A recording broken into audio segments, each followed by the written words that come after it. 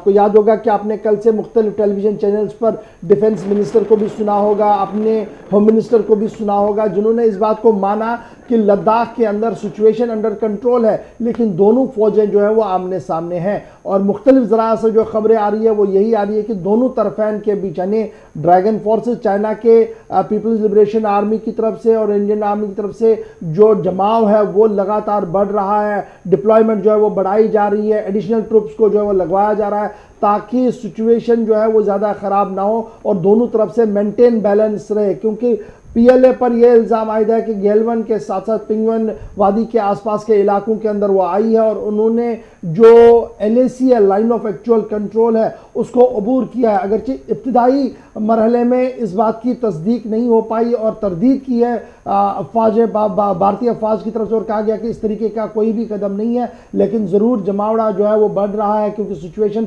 थोड़ी सी टेंस है वहाँ पर। लेकिन एक बड़ा सवाल यहाँ पर यह है कि आखिर ये लाइन ऑफ कंट्रोल जो है ये क्यों आज तक हल नहीं हो पाई है। तो ये जो लाइन ऑफ कंट्रोल के बारे में जो अभी हमारे पास एदाद-ओ-शुमार है, भारत सरकार का मानना है कि पाकिस्तान चाइना के साथ जो हमारा लाइन ऑफ एक्चुअल कंट्रोल है वो 3480 से ज़्यादा किलोमीटर पर है, जो 2-3 सेक्टर्स के अंदर है। अरुणाचल प्रदेश के अंदर है, सिक्किम के अंदर है, उत्तराखंड के अंदर है, हिमाचल के अंदर है, जिसे वेस्टर्न बॉर्डर कहते हैं, लद्दाख के अंदर भी है। लेकिन चाइना का मानना है कि ये जो जनाब लाइन ऑफ एक्चुअल कंट्रोल है ये तो सिर्फ 2000 किलोमीटर है।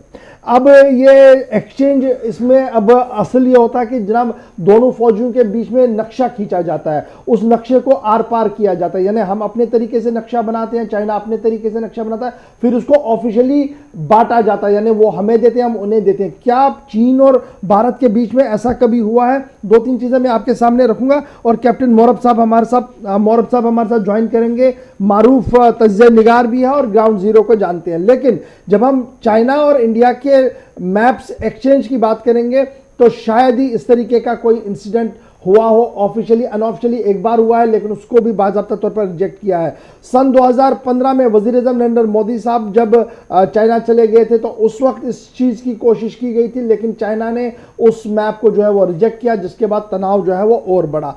सन 1954 में पंडित नेहरू की तरफ से एक बड़ा फैसला लिया गया, जिसमें पहले हम ये बताते थे, डिमार्केट किया करते थे, लेकिन 54 के बाद एक ऑफिशियल स्टेटमेंट आया जब नक्शों को दोबारा खींचा गया तो उसमें कहा गया ये जो डिस्प्यूटेड वाले एरियाज या लाइन ऑफ एक्चुअल कंट्रोल है उनकी डिमार्केशन नहीं हुई, जिसके बाद उसी मैप को जो है पूरी दुनिया में बांटा गया, जो आज भी हमारे सामने। और यही वजह है कि अगर उस वक्त इसकी मार्केशन हुई होती तो शायद आज लद्दाख के अंदर ये तनातनी आपको देखने को नहीं मिलती। बहरहाल ये तो बुनियादी 2-3 बातें थी जो लद्दाख के हवाले से हमने आपके सामने रखी है। लेकिन सूरत हाल किस तरीके की है, क्योंकि चाइना के ट्विटर हैंडलर्स पर जब हम नजर डालते हैं तो बहुत सी चीजें जो है वो सामने आ रही है। पेंगवन लेक के आसपास खुद वो बता रहे हैं कि जमावड़ा कितना ज्यादा बन रहा है, वो ब्लैक टॉपिंग सड़क को कर चुके हैं। यहां से भी हम जब देखते हैं तो मुख्तलिफ बातें जो है वो हमारे सामने आ रही है। लेकिन ग्राउंड जीरो को जानने वाले मोरब साहब हमारे साथ है, एक्स प्रेसिडेंट है, एक्स सर्विसमैन के लद्दाख से।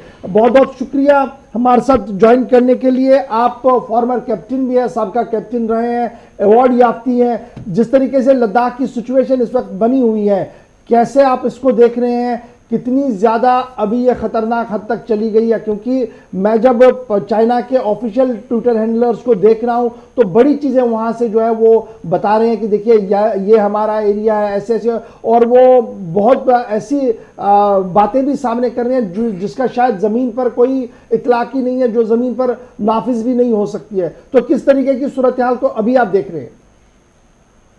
Good morning sir. आजकल का जो कुछ दिन से जो है ना यहाँ पर एक्टिविटीज ज्यादा ही हो रहा था। वैसे तो ये जो छोटे मोटे एक्टिविटीज तो होते रहता है, फिर भी कुछ दिनों से यानी 2-3 हफ्ते से जो है ना यहाँ पे एक्टिविटीज ज्यादा ही हो रहा है। अगर इस चीज को मद्देनजर रखते हुए अगर ये सही है तो हम एक सर्विसमैन तमाम जो लद्दाख का भूतपूर्व सैनिकों जो है ना, हम इंडियन आर्मी के साथ मदद करने के लिए बिल्कुल तैयार है। जिस तरीके से एक सर्विसमैन ने हमने करके आया हूँ, हर लड़ाई में हमने जो जिस जगह टाइम पर हमने कसम खाया था, उस कसम को खा के है आप आज हम इस एक्टिविटीज को मद्देनजर रखते हुए हम हमेशा फौज के साथ हूँ, हम लड़ने के लिए तैयार है, हमें सिर्फ आदेश की जरूरत है। एक्टिविटीज दिन ब दिन थोड़ा बढ़ते जा रहा है, कुछ जगह पर जो है ना काफी फौज, चाइनीज के फौज और इंडियन आर्मी के साथ काफी एक्टिविटीज। कैप्टन मोहम्मद, आप इस इलाके को जानते हैं, आपने अपनी जिंदगी का बेशतर वक्त जो है वो इसी चाइना बॉर्डर पर दिया है। जिस तरीके की सिचुएशन आज है और जो दिल्ली बैठे हमें पता लग रहा है कि पेंगुइन लेक हो, गेलवन वादी हो, वहां पर चाइना फौज का आना शुरू हो गया है और पिछले 22-25 दिन से ये मामला जो है वो चल रहा है, अगरचे उनको रोका भी गया है, कमांड लेवल की मीटिंग्स भी हुई है। कैसे कैसे आप इस पूरे सिचुएशन को देख रहे हैं? चलिए, राब्ता मुनक़ता हुआ, कोशिश करेंगे दोबारा बात करने की। और इस बीच जब भारत और चीन की बात हो रही तो आज करीब 25वां दिन है जब ये कशीदगी मुसलसल बरकरार है। और आपको बताते चलें कि कुछ लोग ये भी मानते हैं कि 1999 के बाद जिस तरीके से करगिल वॉर हुई भारत और पाकिस्तान के बीच, उसके बाद ये पहला ऐसा मौका है जब भारत और चीन आमने सामने खड़े हुए। हालांकि साल 2012 और 17 में भी कुछ ऐसे वाक़ात पेश आए और 2017 का डोकलाम के अंदर भी जो इंसिडेंट हुआ, उसके बाद से भी सबसे ज्यादा कशीदगी लाइन ऑफ एक्चुअल कंट्रोल पर। और कोई भी इस तरह का बड़ा इंसिडेंट जहां पर दोनों अफवाज हथियारों के साथ और जदीद आलात की जो टेक्नोलॉजी कह लीजिए या बड़े हथियार, बड़ी मशीनरी के साथ इस वक्त LAC पर दोनों तरफ से अफवाज आमने सामने हैं। और बाज़ मुबस्सरीन ये भी कहते हैं कि इस वक्त जो दोनों तरफ से जो बयानात आ रहे हैं या फिर जिस तरीके से स्टेटमेंट्स दी जा रही हैं, वो भी इस खित्ते के अंदर या फिर LAC पर कशीदगी में इजाफा कर सकते हैं। देखिए, LAC की जब हम बात कर रहे हैं तो सिचुएशन जो है कंट्रोल में है, ये कल भी डिफेंस मिनिस्टर साहब ने कहा, होम मिनिस्टर साहब ने कहा। लेकिन जिस तरीके से मोरप जो फॉर्मर एक्स सर्विसमैन भी है और प्रेसिडेंट एक्स सर्विसमैन